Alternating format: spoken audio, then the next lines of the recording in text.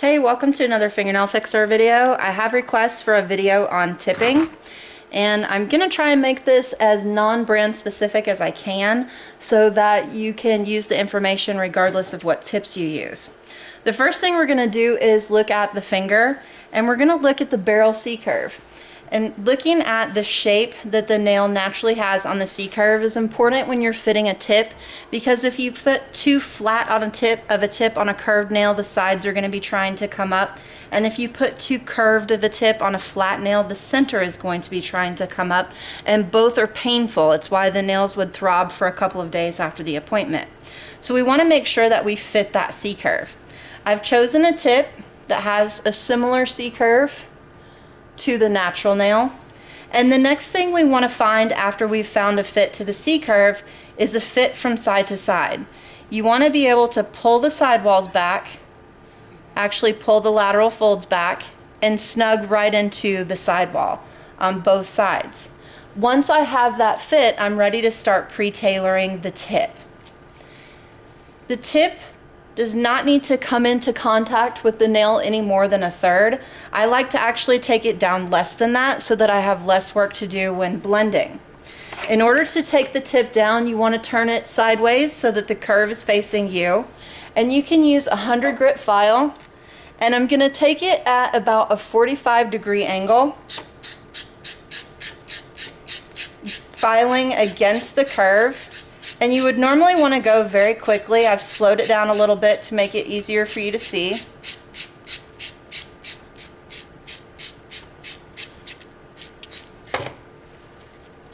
Let me see if I can do it with my arm not in the way.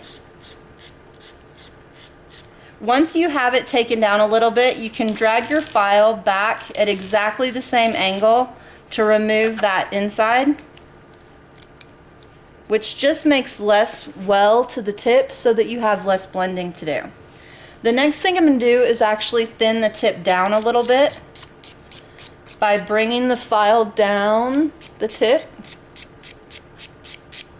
towards the edge. Thinning it out a little bit ahead of time is also part of pre-tailoring. It makes it much faster to blend. I can go as quickly as I want to on this plastic tip, and I don't have to worry about cutting it, burning it, or anything else. Once I have the tip thinned down, it's ready to apply to the nail.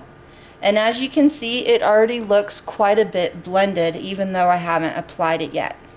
The next thing I want to do is move the light out of the way. So I'm going to apply a little bit of adhesive to the nail itself and a little bit of adhesive to the tip. So I'm just going to come on here and add a small amount of adhesive across the edge and a small amount of adhesive inside the tip. If you use too much adhesive, it doesn't like to stick to the nail. So you really want to make sure you're controlling the amount. If you feel like you have a little bit excess adhesive, just flick the tip across and see how it leaves the excess up on top, so you're not as likely to have a big roll of adhesive up underneath. Then we're going to press the tip into place. I'm using a gel adhesive, so it's a 10-second pressure set. I need to hold it in place for 10 seconds. Whatever type of adhesive you're using, make sure that you hold it in place for the amount of time that is suggested for that specific adhesive. I like using a slower set adhesive so that if I set the tip down crooked, I have time to move it. If you work faster, then probably a liquid adhesive would be more your speed. I like to come in and just kind of make sure that the ears got pushed down. So I'm just going to hold the ears or the tips or the corners, whatever you prefer to call them, of the tip in place. And then I'm going to come in and flick the excess adhesive off the nail very quickly so that it's less for me to have to file on. Then I'm going to come in and cut the tip to length. Make sure that the blade of your tip cutters are facing you. Grab hold, hang on to the excess length, and snip very quickly. If you snip slowly, you can put a crack down the center of the tip because you're flattening it out with the blade. The next thing I'm going to do is come in and file the sides. Before I do that, I want to make sure that I've removed the corners from my file, which I've done previously. I'm going to come in and file the sides to make sure that they match up and align with the natural nail sidewall, because I'm not trying to come in and create a fan nail or a flare. So I want to come straight at the tip with my file, not at an angle. Then I'm going to lay in the shape.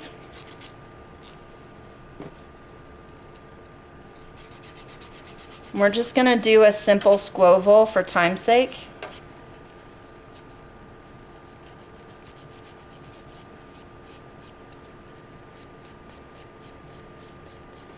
Making sure not to leave any fringe up under the edge that we could catch product in and create picking points. And if you have clients that pick at the product, you know what I mean by picking points. The next thing I'm going to do is finish thinning out the tip.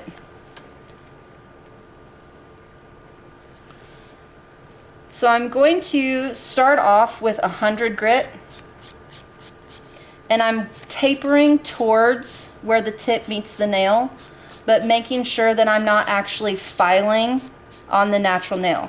You can see that the shine is still there from the adhesive, so you know I'm not hitting the natural nail with that 100 grit.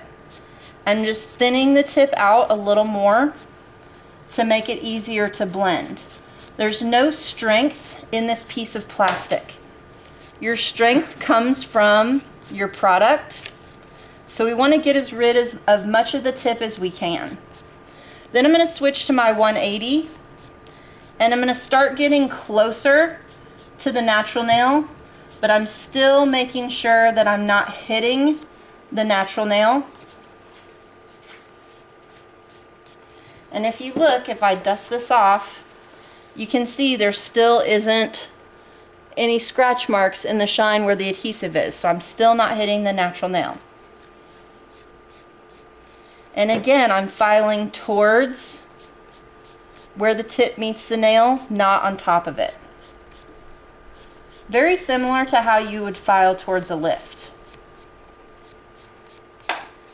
Once I have that thinned down to the point that it's almost blended, I'm going to switch over to a 240 grit file because I'm getting very close to the natural nail. And although I'm still going to do my best not to hit the natural nail, if I should accidentally catch it with the 240 grit file, it's not going to do as much damage as I would with the 100 or the 180.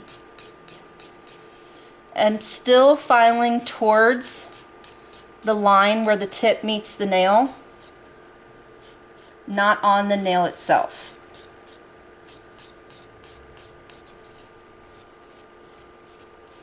Once I feel like I have the tip blended, I'm going to use a 240 grit file and come down the nail to remove the adhesive off the center of the nail. And logically, in order to file all the way through the adhesive, you're going to hit the natural nail at least once. And I want to do as little damage as possible. That's why I'm going in the direction of the nail growth and why I'm using a 240 grit. And then if I buff that off, you can see it looks like the tip isn't even there.